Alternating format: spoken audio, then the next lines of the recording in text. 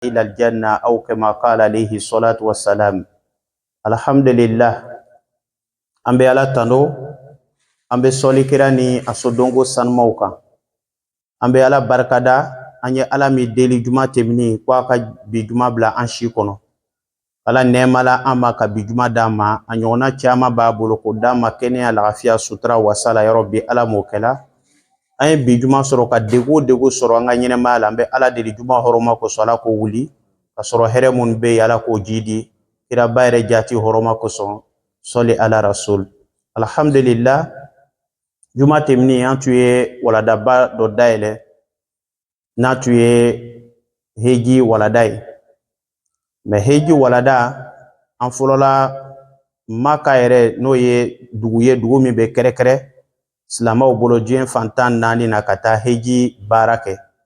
o dugu ni lola lo cogo mun na an tube ka kuma ole kan sabo karan caman be soro o kono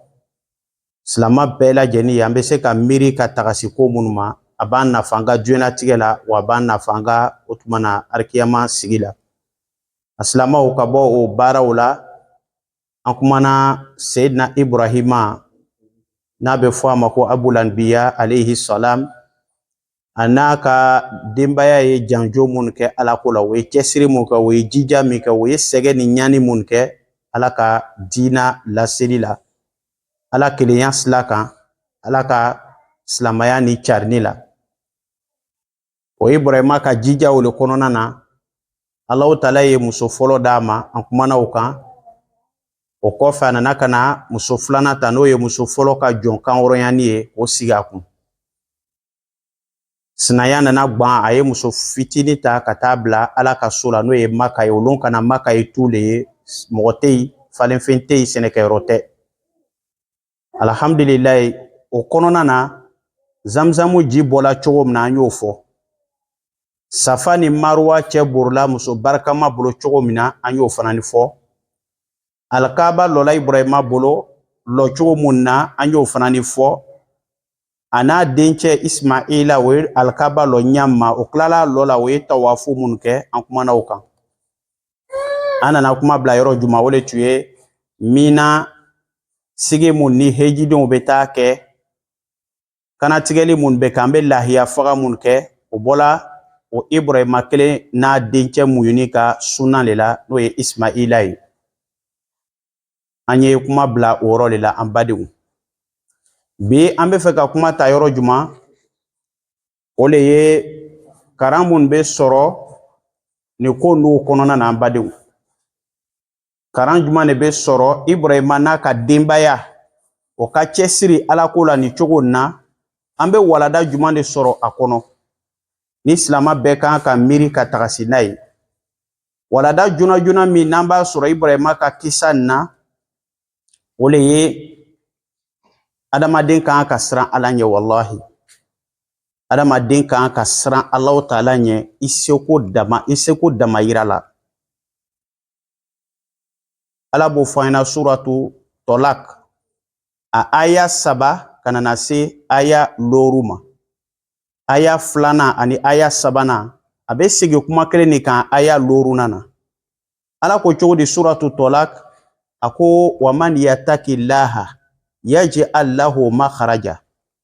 wa yarzuquhu min haythu la ya'tasibu ala ko ni mo sirana ne ala ɲɛ ako mbe boda dima igbenene ko wula bela jeni hakli bala wakati mina kuyi corona kuyi te boni ko na de janfa jugu labɛnna kama ki i tɔɲɔ ki ka ko bɛɛ tiɲɛ bɛɛ kɔni dengɛnɛla ka fɔ no karisa be denga mi kɔnɔ te bɔ ala wale la Allah taala bi ni bɔ ala ka tila k'i wasa k'i kɔrɔta k'i dariya wallahi bɛɛ ko a tiɲɛna tuma min na Allah taala ka dɛmɛ bɛ i kunɲɔgɔnya wagati de la ala ko ni mɔgɔ min siranna ne ala ɲɛ a ko n bɛ bɔda d'i ma i gbɛrɛnɛ ko la wallahi aya 6 na ala ko cogo di waman yattaqillaha wa juyen yɛrɛ le fɔlɔ waman yattaqillaha ko ni mɔgɔ siranna ne ala ɲɛ waman yattaqillaha ala ko aya 6 na ko ni mɔgɔ min siranna ale Allah subhanahu wa ta'ala ɲɛ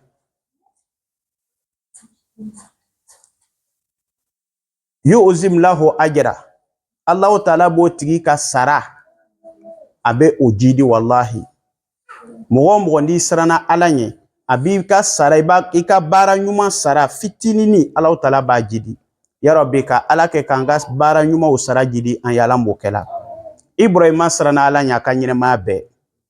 Ala ɲɛ siranya kɔfɛ ka siran Ala ɲɛ ka siran Ala ɲɛ ka Ala bila fɛn bɛɛ sanfɛ a tilani kɔ siranna Ala ɲɛ an bɛ walada filanan min ta o de kɛla Ibrahima y'a jigi sɛnbɛ Allahu ta'ala la wallahi nin ma nɔgɔ dɛ a ka Ala ɲɛ siranya kosɔn a n'a ka a fa kɛlɛla a tola a ka position k'a ma bɔ a kan a ka Ala ɲɛ siranya kosɔn a n'a ka dugumɔgɔw kɛlɛla o nana ka na Ibrahima mina k'a bila tasuma kɔnɔ Ala b'o fɔ na suratu Sofat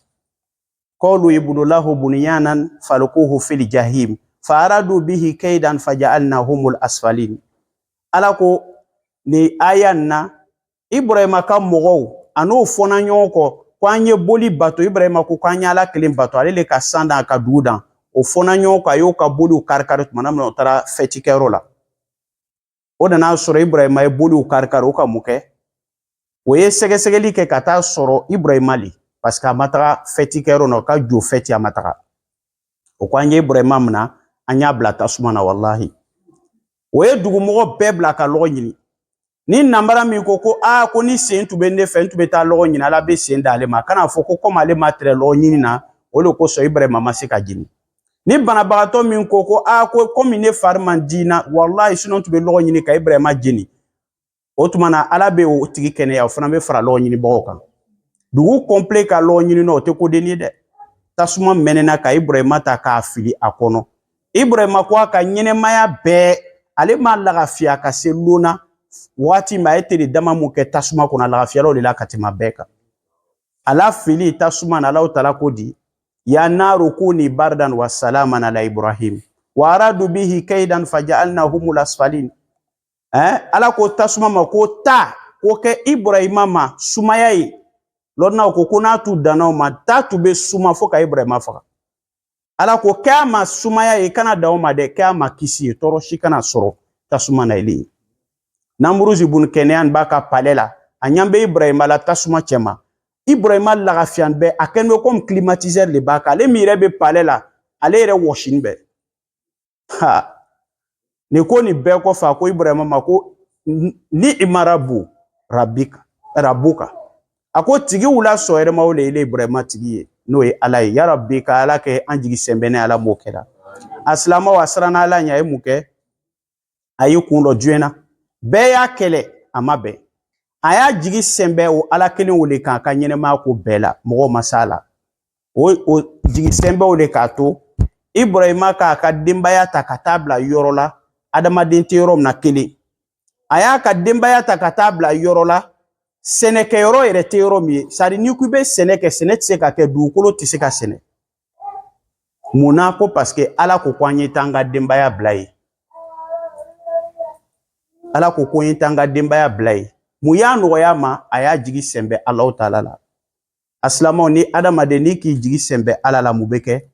Allahu ta'ala le b'i wasa wallahi Ala b'o le fɔ su aya 3nan la a ko wa man yatawakkal ala Allah fa huwa hasbuhu mɔgɔ o mɔgɔ n'i jigi sɛnbɛ Ala la Allahu ta'ala le b'i wasa ye Ibrahima k'a jigi sɛnbɛ Ala la Allahu ta'ala ka Ibrahima wasa a ye duwawu min kɛ ni Ala ye siran ye Allahu ta'ala ko duwawu min na Ibrahima ko di suratu Sofat kelen na a ko inni zahibu ila rabbi sayahdini rabbi habli minas solihin fabasharnahu bi gulamin halim Ibrahima ko comme an ma bɛn a la ne ko an y'Ala kelen bato alu ko fo ka tigi siaman de bato o tuma na ne bɛ taga nga Ala ma ne bɛ yɛrɛ lasegin Ala ma Ala mana n guider ka taa yɔrɔ min na ne bɛ to yɔrɔ la ne bɛ faran ka bɔ aw la a ko n tigi Ala bɛna ne kanda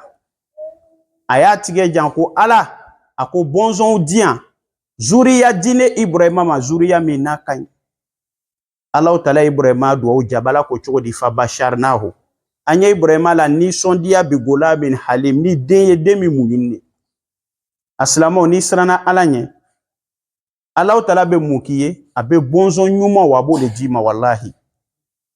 an bɛ walada fɔlɔ min sɔrɔ silamɛ bɛɛ kan ka siran Ala ɲɛ Sirama bɛɛ kan ka jigi sɛnbɛ Ala la. M'a fɔ mɔgɔ tɛ dɛmɛ ɲini mɔgɔ ɲɔgɔn fɛ. M'a fɔ adamaden tɛ ka adamaden ɲɔgɔn jigi ye, o ye nkalon ye. Depuis Ala ye diɲɛ da adamaden y'u jigi ye ɲɔgɔn ye. O bɛ daha o tɛ haramu ye. Mais k'i jigi tigɛ Ala la pewu, k'i jigi ta k'a sigi adamadenw kan, o b'i janfalon dɔ dɛ. Ja o b'i janfa dɛ. Adamaden adamaden a b'a adamadenya baara de kɛ. Ka bɔ adamaden yɛrɛ ka nature la janfa b'a la dɛ. Mais adamaden b'i jigi sɛnbɛ fɛn min na n'a t'i janfa o dan de Alahu Taala kelen pewu. Kosɔn kan ka an jigi sɛnbɛ Ala le la. Ya Rabbi, Ala k'o nɔgɔya an ye. A ye Ala deli denbaya ɲuman na. Kira ko sallallahu alayhi wa sallam, ala ukhbirukum bi khayri ma yaktanizu al-mar'u al-mar'atu soliha. Iza amartaha ata'atka wa iza nazarta ilayha sarratka wa iza gibta anha hafizatka fi nafsiha wa malik. Aw kama qala alayhi salatu wassalam. Kira ko konte awla lonia sahabaw fena femi fen wula sɔhɛrɛma adamaden bɛ min garder, adamaden bɛ fɛn min mara, min ka fisa adamaden ya mara fɛn bɛɛ ye. A ko n t'o fɔ a ɲɛna wa? Sahabaw ko ɔhɔn. Kira ko k'o le ye muso ɲuman ye. Ibrahima siran Ala ɲɛ, Ala k'a garisɛgɛ fɛn fɔlɔ min na o de kɛra muso ɲuman ye. Muso fɔlɔ min tala o kɛra muso ɲuman ye. Muso filanan min tala o fana kɛra muso ɲuman ye. Diɲɛ sigilen bɛ olu den fila le ma bi. O bɔnsɔn fila diɲɛ sigilen b'o le ma. Lɔni bolo ma diɲɛ sigilen bɛ jɔn de kan? O de juifuw ye. Nafolo bolo ma diɲɛ sigilen bɛ jɔnw de kan? O de arabuw ye. Ibrahima muso fitinin den n'o ye Ismaila, o bɔnsɔn ni arabuw ye. Ibrahima muso fɔlɔ den n'o ye an ba Sarata ye, o den min ye o tuma na Isiaka ye, o bɔnsɔn de juifuw ye. An filɛ micro kumana micro mun na, diɲɛ invention baba fanba bɛɛ o ye olu de ye. K'a yira ni adamaden siranna Ala ɲɛ, Ala b'i kɔ sabati, Ala k'an kɔ sabati. An b'o walada sɔrɔ Ibrahima ka nin ko nin na. Ala ye muso ɲuman d'a ma. Parce que muso kan ka ɲa wallahi. N'i ɲana a ma ban dɛ, n'i ma bɛn muso ɲɛnɛma ma baara sɔrɔ la dɛ. N'Ala ye mɔgɔ mɔgɔ dan ko a b'i kɔ sabati, a bɛ muso ɲuman de d'i ma. N'Ala y'i dan ko a bɛ n'i barika k'i kɔ sabati, a bɛ muso ɲɛnɛma ta k'a d'i ma wallahi. Ibrahima bɛn'a se ma muso ko la. O de kosɔn musow kan ka sabari, musow kan ka muɲu. Musow kan ka sɔn o furucɛw ta ma. Hali n'i cɛ dɔgɔyara, n'Ala y'ale le latigɛ i ma, i jija ale ka k'i ka mɔgɔba ye, ale kana k'i ka mɔgɔnin ye. Muso dɔ bɛ bɛɛ bonya sigida la, maa cɛ a tɛ foyi y'a cɛ la. A mako bɛ bɛɛ la fɔ a furucɛ. Bɛɛ b'a ɲɛna fɛn ye fɔ a furucɛ. Ala bɛna den valeur danw de d'i ma wallahi. Ibrahima muso filɛ, tumana min na a y'a muso ta ka taa bila kungo kɔnɔ. Ni anw le bi, Ala, ele ye to engrais. Bon bɛ sara ye 200 000 250 000 baara tiɲɛna. Ni ko i muso ma lo min na an yɛlɛma a bobo bon sara ka n'o 50 000 o bɛ dɔ sɔrɔ. I bɛ fɛn bɛɛ y'i ɲɛna fo hɛrɛ. A dɔw laban bɛ furusa le ye wallahi. Ko k'an debu k'an kɛ yeko fila ye, a ma s'o ma. N bɛ n yɛrɛ ta. A tɛ je. Mais ni min fana sɔnna ka tugu i kɔ ka na a bobo yan, i ni hɛrɛ farala wallahi. A kuma tɛ ban, a kɛlɛ tɛ ban, i sago tɛ k'i muso la, i sago tɛ k'i denw la wallahi. Munna? Parce que yɔrɔ ɲagaminen bolo. Ibrahima y'a muso ta duguba le kɔnɔ ka kilo waga traverser ka taa bila kungo kɔnɔ ko Ala ko k'a bila yen. Muso y'a ɲininka, i b'an bila yan de? Komi an tɛmɛna kan juma tɛmɛni cogo min na. A ma se ka kuma. Ale yɛrɛ k'a dɔn adamaden bila yɔrɔ tɛ nin ye. Muso n'a denkɛrɛnin, muso fitinin k'a l'a kan. Ka tila k'a ɲininka tuguni, Ibrahima i bɛ sɔn ka ni denkɛrɛnin ni bila yan wa? Maloya ma se ka kuma. Muso ko Allahu amaraka bi haza. Ibrahima Ala le ko k'i ye ne nin den ta ka n'an bila tu kɔnɔ yan wa? Ibrahima k'a kun na dɔn muso ko taga. Muso kɛla mun ye? A kɛla muso sabarini ye. A kɛla muso muɲuni ye. A siranna Ala ɲɛ k'a jigi sɛnbɛ Ala k'a ka mun kɛ? A ye furu labato. Ale ka furu labato kɔnɔna na a ye sɛgɛn mun kɛ. Ele kɛla alimami ye, i kɛla karamɔgɔ ye, i kɛla waliyu ye, i kɛla mɔgɔ o mɔgɔ ye madama n'i ye silama ye, n'i taara k'i bɛ Ala ka so hiji, Ala ko muso tagafetigi ye sɛgɛn min kɛ, hiji t'i ye f'u y'o sɛgɛn ɲɔgɔnna de kɛ. O de kosɔn hiji sigilen bɛ koɲa 4 min kan, duloma 4 min kan. Hiji tɛ ɲa min kɔ fiyewu, o de ye nin duloma 4 ye. A fɔlɔ ale ihram, mikɔti wa zamani. Ihramu fani min n'a b'a ta. A ta yɔrɔ, a ta wagati. An bɛna kuma o kan walada nataw la.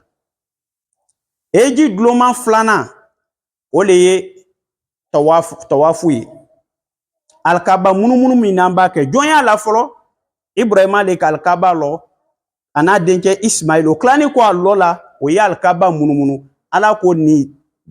cɛkɔrɔba ɲuman ni a y'a ladege a fana ye na tawafu kɛ. A ma dan o ma furumuso a nana bila min kɛ alkaba yɔrɔ la ni denkɛrɛnin ye muso ye bori jigini ka yɛlɛ min kɛ Sɔfa ni Maruwa la ji ɲini na Ala ko silamɛ o silamɛ n'i taara Maka i fana ko jigini ka yɛlɛ ɲɔgɔnna kɛ muso tagafetigi ladege a ye sɛgɛ min k'o kɛ muso min furu labato muso min y'a to a cɛ ta la ka a cɛ sago kɛ furu kɔnɔ Ala ko anw sadi karamɔgɔw lɔnninaw Ala mɔgɔw bɛɛ ka taa u ta ɲɔgɔn kɛ wallahi a nɛɛmu heji ye mun ye ka adamaden dɔ ladegi adamaden min kɔnna i ɲɛ Ala ko la min ye nɔbɔ ja ni mɔgɔ k'i sɛnbɛ Ala la ko mun bɛ k'i o le filɛ nin badenw o tuma na an b'o boriboro le kɛ heji la silamɛw Ibrahima muso kɛla mɔgɔ muɲu Ala ye mun kɛ Ala ye den muɲuni ta k'a di muso ma muso ka muɲu fɔlɔ filɛ a sɔnna ka sigi kungo kɔnɔ k'a cɛ ko ka sigi a sigila ye Ala ma a ka muɲu filanan filɛ tumana min na cɛ labɛnna ko a bɛ taa den kana tigɛ komi an tɛmɛna kan juma tɛmɛni cogo min na Sitana nana fɔ muso in na ko i cɛ bɛ taa i den kana tigɛ dɛ muso ko ne ni n cɛ bɛɛ ye den tale ye cɛw bɛ yan bi n'a ko den ma i kana bɔ muso bɛ den labɔ a tɛ ten cɛ ko n den kana bɔ fitiri seli kɔfɛ muso bɛ plan bɛɛ labɛn a bɛ den labɔ cɛ bɛ na ka bɔ baarakɛyɔrɔ la ka na sɔrɔ den tɛ yen n'a ye ɲininkali kɛ a taara i kɔrɔmuso fɛ a taara cila dɔ de la a bɛna na se ale yɛrɛ bɛ téléphone ta a bɛ den wele teliya kana dɛ i fa dunna o den bɛ laban ka kɔnɔ ta ka cɛ kuma suli sigida la fadenw cɛla wallahi n'Ala y'i bɛn muso ɲuman ma kira ko ten a ko diɲɛ nɛɛma adamaden ka hɛrɛ i ka kunnadiya diɲɛ na yan ko dama dama le a ko muso ɲuman siyɔrɔ ɲuman borifɛn ɲuman o ye diɲɛ arijinɛ le ye wallahi nɛɛma tɛ yen ka se muso ɲuman na tɛ yen yarabi Ala ka a nɔgɔya an bɛɛ lajɛlen ye a silamɛw Seydina Ibrahima furumuso ni ye nin de fɔ Sitana ma a ko ne ni n den an bɛɛ ye cɛ tale n'a y'a diya ka den faga k'a faga foyi a m'a cɛ ɲininka a m'a ɲɛ kumu cɛw bɛ yen a bɛ siran k'a woloden bugɔ ko parce que a man d'a muso ye n'a ye den bugɔ a bɛna fiɲɛ sigi a ni muso cɛla muso kanu kosɔn a bɛ den to yen den bɛ tiɲɛ wallahi an ye sabari d'an baw a wulila muso ka muɲu filanan filɛ nin silamɛw den min sɔrɔla den kɛla den jumɛn ye Ala ko ten suratu Sɔfat wa basharnahu bi gulamin halim Ismail Ala y'ale mankutu ko a kɛla den de den min muɲula fa y'a minɛ ko a bɛ taa kana tigɛ Ismaila min lamaga a tugula fa kɔ Sitana nana fɔ a ɲɛna ko i fa bɛ taa kana tigɛ i ɲɛ tɛ nantigɛ muru la a bolo ni a ye kaba ta ka Sitana bon n'an taara heji la a bɛ fɔ ko an ye taa Sitana bon min kɛ an b'o le ladege la den min barika den duganden bangebaga labato den o ye Sitana bon min kɛ ele n'i ka kɔrɔya k'u ye taa ale le ladege sinon Sitana tɛ yen Sitana min b'an fɛ Côte d'Ivoire o bɛ yen wa i ka Sitana b'i kɔ yan de i bɛ taa kabalafili kɛ c'est symbolique i bɛ ban kabalafili nin na n'i nana fana ni Sitana fana ni ka kaba b'a bolo a b'i kɔnɔna a b'i bon i den bɛ mèche don i tɛ se ka kuma a b'i bon i muso bɛ produit bɔ i tɛ se ka kuma a b'i bon ile lajitɔ bɛ tila k'a ye wari ɲagami na lɔgɔ la feerefɛn jugu feere la walidenw ma drogue feerew n'a ɲɔgɔnnaw malo pince la port la wallahi Ala ka hakili ɲuman d'an ma dɛ donc n'i y'a ye an bɛ Sitana bon a bɛ laada dɔ le n b'a dɔn n b'a fɔ cogo min na taamasiyɛnw le ladegeliw le hɔrɔnma ɲini de mɔgɔ la mɔgɔ mun ka a to Alahu Taala ta la ka Alahu Taala ta kɛ n'o ye Ibrahima n'a dencɛ muɲuni ye silamɛw n'an banna seliba lon na n'o ye heji karo tile 10 ye an bɛ mun kɛ an bɛ lahiya kana tigɛ sabu Seydina Ibrahima labɛnna ko a b'a den kana tigɛ komi an tɛmɛna kan a ye suko min kɛ den kana tigɛ o Alahu Taala nana a kuma bɔ ni mun ye kana tigɛli fɛnba Ala b'o fana fɔ an ye wa fadaynahu bizibhin azim an ye Ismaila kuma bɔ ni kana tigɛli fɛnba ye o kana tigɛli fɛnba dɔw ko saga le dɔw ko misi le bɛɛ y'a ta fɔ Allahu alam Ala kɔni ko kana tigɛli fɛnba n'i ye misi sɔrɔ o le ye ka kana tigɛli fɛnba ye ka fara Ala ye siran kan ni le mi saga soro le ka kanatigɛli fɛn ba ye n'a kɛla ni Ala ye siran ye yarɔ bɛ Ala k'an siran Ala ɲɛ ale ye a laɲini ko a b'a den kanatigɛ ka bɛn Ala ka yamaruw ma Alahu Taala ye den kumabɔ ni mun ye ni kanatigɛli fɛn ba ye an b'o laada le labato seliba la a bɛ fɔ an bɛ taa saga san walima ɲɔgɔmɛ walima misi walima ba ka cɛkɔrɔba sɛniman ni ka ale le ladege asilamɛw yarɔ bi Ala k'an kɛ Alahu Taala ɲɛsiranya jɔnw ye asilamɛw an bɛ mun faamu o la Seydina Ibrahima wallahi a kɛla Ala fɛ ale lajirabila ni denko de ye sanji jeli a ma den sɔrɔ denko lajirabila a ma nɔgɔ dɛ kana kɔrɔ den ma sɔrɔ ka muso kɔrɔ den ma sɔrɔ muso fitinin min tala bolo ka da ye a ka di muso ye o nana kɔnɔ ɲa kelen min sɔrɔ o le bɛ Ibrahima ni Ala cɛ wallahi maa fɔla ko k'o den ni kana tigɛ suko la Ala bolo Ibrahima ma a ka den mina a bɛ taa den kana tigɛ a ma ɲininkali kɛ bi a fɔla k'anw ka mɛsi de bɔ an denw kun na an dɛsɛla silamadenw jogo tiɲɛna bi ka se jogo juguya degré la a ka bɔ hakili ma wallahi a ka bɔ hakili ma sanji damadama ka kɔn bi an tun bɛ jɛnɛya ko kuma de la misiriw la sanji damadama ka kɔn bi an tun bɛ mɛsi ko kuma de la an tun bɛ boîte de nuit ko kumaw de la an tun bɛ dɔlɔ ko kuma de la an tun bɛ drogue ko kuma de la bi an tololo bɛɛ dɔgɔyala a ko la mun de bɛ bi o de ye PDA ye wallahi cɛ ni cɛ o ka jɛn a bɛɛ bɛ silamɛw ka kunda de la selilaw munna parce que Ala ko an y'an ta lamɔ an ma se ka siran Ala ɲɛ ka denw lamɔ mais Ala ko ale ma ko a y'a ta faga den kelen pe ale karila a bɛna den faga Ala ye i y'an ni Ibrahima cɛ différence fila a ka bon dɛ Ala ko ya ayyuhal lezina amanu qu anfusakum wa alaykum nara wa quduha an-nas wal hijara alayha malaikatun gilazun shidad la yasuna Allah ma amarahum wa yafaluna ma yumarun Ala ko alu mun limaniya aye siran Ala ɲɛ aye mun kɛ aye n'a ye so dongo aye tanga ka bɔ jahanama tɔrɔ jahanama min mɛnɛ fɛn kɛla fara ani adamadenw ye wallahi to Ibrahima ale sɔnna a denni kelen k'o faga Ala kama Ala le nana kana den kuma bɔ a fɔla ko ile ye i denw lamɔ ele dɛsɛla k'o kɛ i bɛ mun fɔ Ala ye yarabi Ala ka hakili ɲuman d'an ma a silamɛw ka Ibrahima ka kisa ni k'a kun cɛ Ibrahima dencɛ n'a ye Ismaila ye ni événement bɛɛ kɔfɛ komi an tɛmɛna kan walawalani bolo ma juma tɛmɛni Ismaila Ibrahima alkabalɔ mina setinabo ni ko bɛɛ kɔfɛ Ibrahima kɔ sigila a nana denbaya bila a tagala a kɔ sigila ka na den sɔrɔ a tagamana alkabalɔ kɛla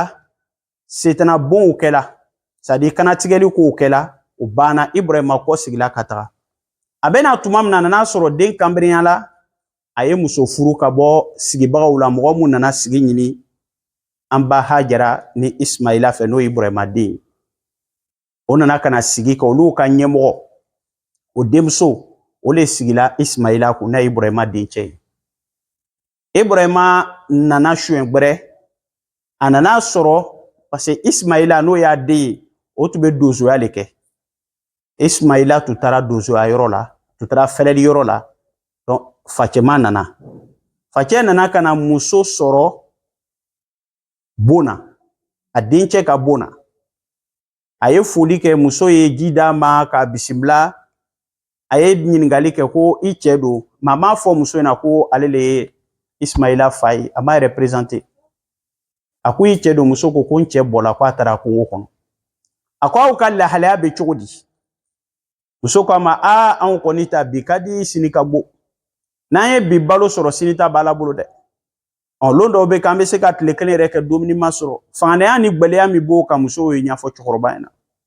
mais a m'a lɔn ko a cɛ fa le Ismaila kɔ segila ka na ka bɔ filɛli yɔrɔ la ka bɔ donsoya yɔrɔ la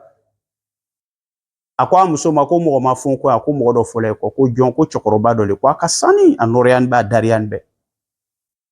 a ko a ko di bon a ko so jɔ cogo ɲana ko mais a da bɔ yɔrɔ ma bɛn ko i ka so da ko i y'a mafali a ko n fa le a ko i tɛ muso ɲɛnama ye ko n y'i bila ntɔgɔmasere lɔnu bɛ yen dɛ a n'a den ma kuma a n'a den ma ɲɔgɔn ye a ye tɔgɔmasere min fɔ a ye kodi min bila den y'a faamu ko n fa la ko i ma ɲi ko k'i bila a ka muso bila Ismaila ye tilala o kɔfɛ ka muso wɛrɛ furu ka sigi a kun n bɛ fɛ ka mun de fɔ ninnu bɔnsɔnw le kira bɔla ninnu le la quoi kira ka alignement le filɛ nin ye fo k'a sanuya ni muso kuntan sɔrɔla ye dɔrɔn baara bɛna tiɲɛ donc fo musow le ka ɲa pour que kɔ ka se ka sabati an ma ko dɔ kɔlɔsi an ka lɔnina baw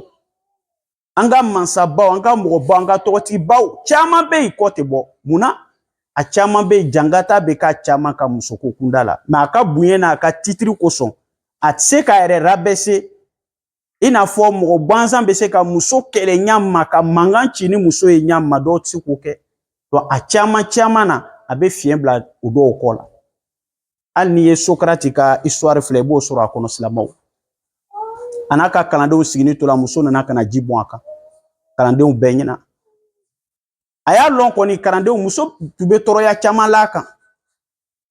mais nin kɛla ale la ale de ye mɔgɔba le hakilima le kolɔnna le bɛɛ bolo fan b'a la est ce que kalandenw tɛ ban ka muso furu a ta nin kosɔn a ko kalandenw ma ko n bɛ ladilikan mun d'a ma ko a ye furu kɛ a ko n'a ye bɛnna muso ɲuman ma a bɛna lafiya a bɛ dususuma sɔrɔ a bɛ hɛrɛ sɔrɔ a ko n'a ma bɛn muso ɲuman ma a bɛ kɛ kolɔnna ye si vous tombez sur de bonnes épouses vous serez heureux mais si vous ne tombez pas sur de bonnes épouses vous serez alors des philosophes ce qui est merveilleux pour l'homme ala ka hakili ɲuman di an ma donc o tuma na silamɛw Ismaila Ibrahima kɔ segi Ismaila ye muso furu sa a ye munumuna tuguni kana muso wɛrɛ ye ka ɲɛbɔ fɛ k'o furu ka sigi a kan sanji kelen san fila facɛ kelen nana tuguni foli la a nana se yen ka foli kɛ ka sɔrɔ dencɛ taara kungo kɔnɔ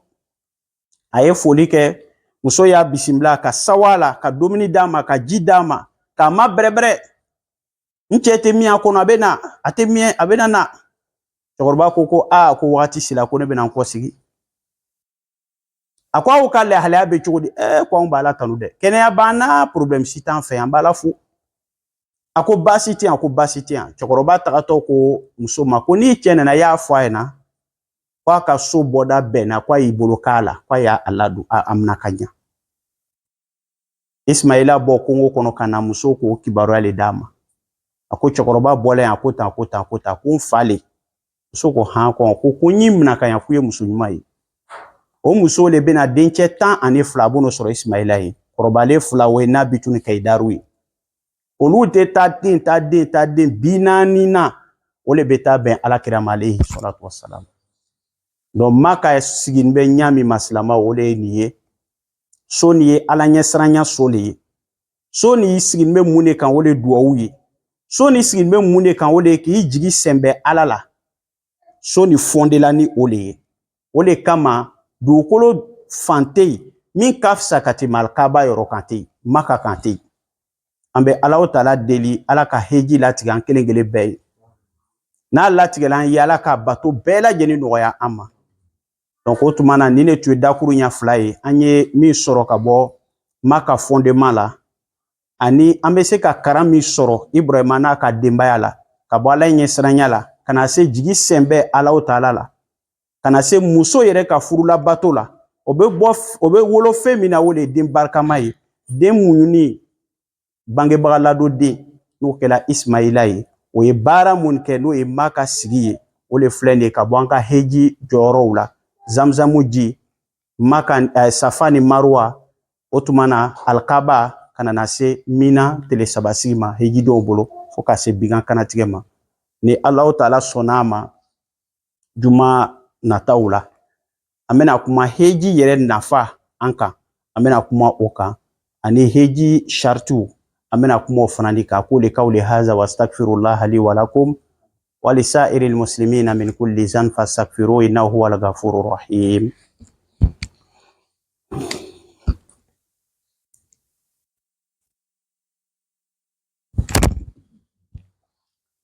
Alhamdulillahi wa kafa wa salatu wa salam ala abdihi allazi istafa sayyidina wa nabiyyina wa maulana Muhammadin wa alihi wa sahbihi wa sallama tasliman kathir. Alhamdulillahi rabbil alamin. Chers frères et sœurs en islam, Nous glorifions Allah subhanahu wa ta'ala pour sa grâce immense sur nous, pour ses bienfaits innombrables dont nous ne pouvons compter. Et nous faisons la prière sur le sceau des messagers, sur sa noble famille et ses vertueux compagnons, et ceux et celles qui les emboîteront le pas jusqu'au jour de la résurrection. Comme vous le savez tous, lors du sermon précédent, on a eu à débuter un thème,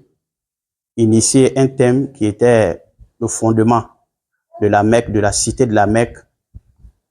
par le grand serviteur d'Allah subhanahu wa ta'ala qui est Abraham alayhi salam et sa noble famille. Et dans ce sermon, il a été question de l'origine de cette cité-là et les différents rituels auxquels on s'en donne les pèlerins. Quelle est la source de ces rituels-là? À savoir la marche entre le mont Safa et le mont Marwa, également l'origine du Zamzam et la construction de la Kaaba et les bénédictions qui ont été faites par Abraham alayhi salatu wassalam et son fils Ismaïl pendant la construction et même après la construction. Et lorsqu'Abraham est venu installer sa famille à la Mecque, quelles sont les bénédictions dont il a eu à faire qu'Allah subhanahu wa ta'ala mentionne dans la sourate Ibrahim. Et après cela, il a été question, lorsqu'Allah subhanahu wa ta'ala a ordonné à Abraham d'immoler son fils Ismaël, son fils unique à l'époque, bien avant que Isaac ne naisse, pardon. Et donc, Allah subhanahu wa ta'ala a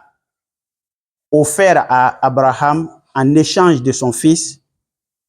une bête à immoler. Et après cela, chers frères et sœurs en islam, aujourd'hui, nous nous penchons sur les différents enseignements que nous pouvons retenir de ce grand homme-là, de son endurance, de sa ténacité, de l'effort qu'il a fourni dans le sentier d'Allah subhanahu wa ta'ala, lui et ainsi que sa famille, à savoir sa petite femme, sa deuxième épouse, pardon, qui est Hajara, et son fils Ismaïl. Le premier enseignement que nous pouvons tirer de cela, eh bien, c'est la crainte sincère d'Allah subhanahu wa ta'ala, qui est la clé de toutes sortes de difficultés. Quelle que soit la situation, quand on craint Allah subhanahu wa ta'ala, il te donne toujours une porte de sortie. Comme Allah le mentionne dans la sourate Tolak, qui est la sourate du divorce, au verset 2 à verset 3, au verset 3. Allah subhanahu wa ta'ala dit ceci, Bismillah ar-Rahman ar-Rahim, quiconque craint Allah subhanahu wa ta'ala, il lui donnera une porte de sortie. Quiconque craint Allah subhanahu wa ta'ala, il lui donnera une porte de sortie à ses difficultés. Quelles que soient les difficultés, quand il y a la crainte d'Allah, tu auras forcément une porte de sortie. Et Ibrahim fut un homme pieux, un homme qui avait la crainte sincère d'Allah subhanahu wa ta'ala. Et après cela, Abraham, il a placé sa confiance en Allah subhanahu wa ta'ala, qui est très important pour le musulman. En faisant quoi? Lorsqu'Allah lui a demandé d'aller installer sa famille dans un endroit où il n'y a pas d'habitants, une terre aride, où il n'y a personne, aucune semence ne peut germer là-bas, qui est la Mecque. Il a placé sa confiance à elle, aller installer sa famille. Il leur a confié à qui? Allah subhanahu wa ta'ala. Les bénédictions qu'Abraham a fait ce jour-là, ce sont ces bénédictions-là que vous voyez à la Mecque. Tout le monde a l'envie d'y aller. Tu vas aller 100 fois. Tu ne vas jamais, ça ne va jamais te dégoûter. Tu n'en auras jamais marre. Tu voudras toujours aller. Chaque année, c'est comme s'il y a quelque chose qui te disait, va. Malgré les difficultés, la souffrance que les pèlerins endurent à la Mecque, wallahi, c'est à cause des bénédictions faites par Abraham que la Mecque est comme cela. Et donc après cela, chers frères et sœurs en islam, lorsqu'on craint Allah, lorsqu'on place sa confiance à Allah, Allah subhanahu wa ta'ala te gratifie avec de bonnes épouses, wallahi. Si c'est le contraire, c'est-tu de prévu, il faut l'endurer. Mais généralement, Allah subhanahu wa ta'ala te donne une bonne épouse, comme Abraham l'a demandé à Allah subhanahu wa ta'ala. Et cette épouse pieuse et noble fut sa première épouse, Sarata, mais ici il est question de la deuxième épouse, qui est Hajara. Lorsqu'il allait installer cette dernière et son fils, qui faisait à peine 4 pattes, la dame lui a posé la question, c'est ici que tu viens nous laisser? C'est ici que tu vas me laisser moi avec mon bébé? Abraham, ne sachant quoi répondre, a acquiescé de la tête. Et la femme lui a dit, vas-y, si c'est Dieu qui t'a dit de nous installer ici bas, Dieu nous suffira. Au lieu de quand on dit à nos mamans, soyez obéissants de vos épouses, obéissez à vos époux, pardon. Obéissez à vos époux, c'est difficile. Non, moi je ne peux pas accepter ça. Elle, c'est dans la brousse qu'on allait la déposer, elle a accepté. Elle a été obéissante. Qu'est-ce que Dieu, Allah subhanahu wa ta'ala a fait? Allah lui a comblé, Allah lui a donné, fait grâce d'un enfant. Un enfant pieux qui est Ismaël, un enfant endurant, un enfant obéissant. C'est cet enfant-là que son père va prendre, vouloir aller l'égorger par, comment on appelle ça, recommandation d'Allah subhanahu wa ta'ala. Et l'enfant va accepter que son père l'égorge parce que Allah subhanahu wa ta'ala l'a recommandé. Quand la femme est soumise, forcément, elle aura des enfants soumis. Quand tu vois l'enfant en train d'insulter sa maman, insulter son papa, il faut lui demander, mais qu'est-ce qui ne va pas? Le problème là, ça vient forcément de vous, mais pas de l'enfant, wallahi. Si ce n'est pas du côté du père, c'est forcément du côté de la mère. Qu'Allah subhanahu wa ta'ala nous donne des enfants pieux. Et donc, c'est cette piété-là, c'est cette noble famille qui sont à la base du fondement de cette sainte cité qui est la Mecque. Voilà pourquoi toutes les bénédictions faites à la Mecque sont exaucées.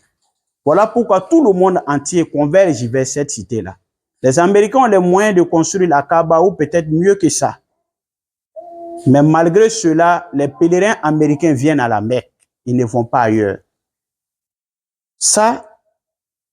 c'est un miracle de la part d'Allah subhanahu wa ta'ala, wallahi. C'est un signe de la part d'Allah subhanahu wa ta'ala. Pourquoi tout le monde entier est unanime que c'est ici qu'on doit faire le pèlerinage? Pourquoi pas aux États-Unis? Pourquoi pas en France? Pourquoi pas ailleurs dans le monde? Qu'Allah subhanahu wa ta'ala nous accorde le pèlerinage. Et donc, ce sont ces différents enseignements que nous avons voulu donner à nos frères musulmans. Premièrement, c'est la piété. Deuxièmement, c'est la placer sa confiance à Allah. Troisièmement, c'est d'avoir une bonne épouse. Troisièmement, c'est d'avoir une bonne épouse qui va t'aider, qui va t'épauler, qui va te soutenir dans tous les moments, Inch'Allah. Et quatrièmement, c'est d'avoir un enfant pieux. Quand tu as ces 4 éléments-là, wallahi billahi, tu n'as pas de problème en tant que croyant. Qu'Allah subhanahu wa ta'ala nous accorde beaucoup de djouban. Qu'Allah exauce nos vœux, qu'il fasse de nous des musulmans pieux et sincères. Il a salat yarhamni wa yarhamukumullah.